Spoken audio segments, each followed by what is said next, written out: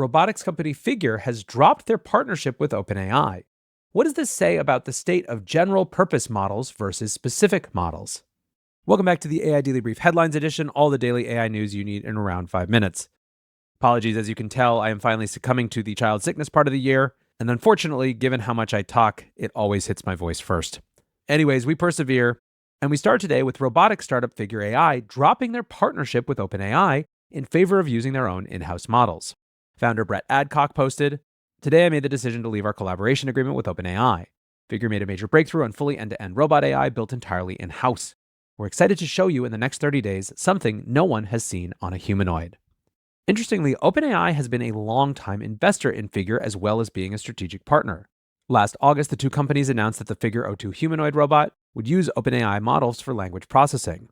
As it turns out, though, Figure decided that general-purpose models are not well suited for robots. Instead, they found a need to build more focused models optimized for power-specific hardware. Adcock told TechCrunch, "We found that to solve embodied AI at scale in the real world, you have to vertically integrate robot AI. We can't outsource AI for the same reason we can't outsource our hardware." Figure is building general-purpose humanoids suitable for home and industrial use, but their current focus is optimizing their robots for the factory floor. Figure announced last January that BMW had begun to deploy their robots in their South Carolina plant, but the scope of the rollout was not disclosed. There's also the question of whether OpenAI will compete directly with Figure in developing robots. The company has staffed up a small robotics division and filed a trademark application earlier this week to cover humanoid robots. Certainly no guarantee that they're bringing a product to market, but pretty good confirmation that they're at least thinking about it. Based Beth Bezos says, "All robotics company will have to become foundation model companies if they want a real data flywheel moat. Probably the right move." As for the major breakthrough that Adcock referenced, it could be something to do with a new contract signed by the company. Last week, Adcock announced that Figure had signed their second major client, claiming it to be one of the biggest US companies. He said that the new contract, combined with the BMW deal, could allow Figure to ship 100,000 robots over the next 4 years. And while that part caught the headlines, Adcock also commented, "Last week, we successfully began running an end-to-end neural network on the new client's use case. Learning the use case with AI is the only path here, as heuristics would be impossible to write. And every time I see these policies running, it feels like pure magic." Others believe that breakthroughs in open source AI have made OpenAI look like an extremely expensive option, and that might be what's driving this behavior. 10stor's Mark O'Connor wrote, "In hindsight, this is an obvious consequence of open source R1, probably other such cases." Jonathan Mayorka commented, "Robots are coming sooner than you think. I think this decision from the founder of Figure correlates with the advancement from DeepSeek. It being open source, a reasoning model, and the fact that you can run it on a PC locally with no internet, my mind went immediately to robots." Speaking of controversial Chinese companies, TikTok parent company ByteDance have released a new generative video model. Called OmniHuman 1, the model is tuned for image-to-video workflows, specifically for use in animating humans. The model is capable of animating both the face and the body, which has been a struggle in the past. The generated videos include lip sync and gestures that match speech or music.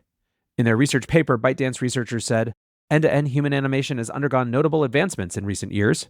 However, existing methods still struggle to scale up as large general video generation models, limiting their potential in real applications."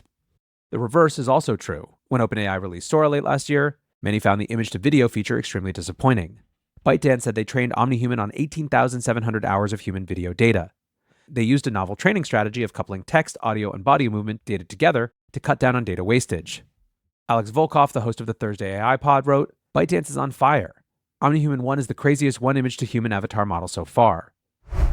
Lastly today, it is earnings season, and DeepSeek continues to cast a shadow. Google reported $96.5 billion in revenue and a 12% annualized growth rate for Q4, which was its slowest for the year.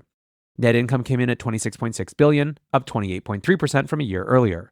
The stock plunged by 7% in after-hours trading in response to the cooling numbers. More interesting than that, though, the discussions on the earnings call centered around DeepSeek and how the company was responding to the perceived threat of Chinese competition in AI. Referring to DeepSeek CEO Sundar Pichai said, "First of all, I think it's a tremendous team. I think they've done very, very good work." However, he added that Gemini's flash models are, quote, "some of the most efficient models out there, including comparing to DeepSeek's V3 and R1. More generally, Pichai said that the collapse in price for serving AI models would be a good thing for everyone, stating, "Part of the reason we're so excited about the AI opportunity is we know we can drive extraordinary use cases because the cost of actually using it is going to keep coming down, which will make more use cases feasible. That's the opportunity space. It's as big as it comes, and that's why you're seeing us invest to meet that moment." Pichai said the company would spend $75 billion on capital expenditure this year, up almost 50% from 2024. Investor Lawrence McDonald put forward one of the most common takes from Wall Street at the moment, posting, "Google CapEx forecasts $75 billion versus $58 billion previous guidance. This is an all-you-can-eat AI arms race buffet. Former cash earnings cows are becoming highly capital-intensive businesses, all trying to outgun the next guy. Fiber optic cable 1998 to 2001, shale oil 2010 to 2014, repeat. However, there is a big divergence between that attitude and those actually building AI companies, with Aaron Levy, the CEO of Box, writing, Google expects to spend $75 billion on CapEx this year. That's up about 50% from last year. Turns out, we're only at the start of the AI supercycle. That, I think, is a perfect place to leave this headlines episode. Up next, the main episode.